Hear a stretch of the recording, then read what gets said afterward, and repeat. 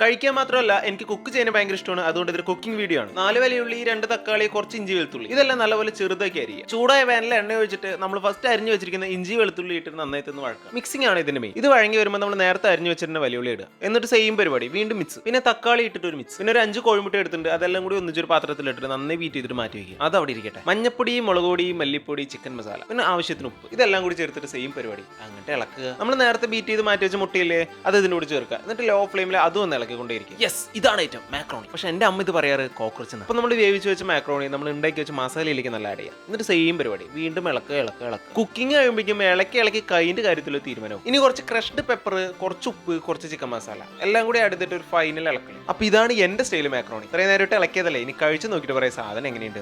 ഞാൻ ഉണ്ടാക്കിയതുകൊണ്ട് പറയില്ല, സാധനം ശരിക്കും അടിപൊളിയായിട്ടുണ്ട്. നിങ്ങൾ എന്തായാലും വീട്ടിൽ വൺ ടൈം ട്രൈ ചെയ്ത് നോക്കണം. എപ്പോഴും കഴിക്കുന്ന വീഡിയോ മാത്രമേ ഇട്ടുള്ളൂ, ഇപ്പോഴാണ് കുക്ക് ചെയ്യുന്ന വീഡിയോ ഇട്ടത്.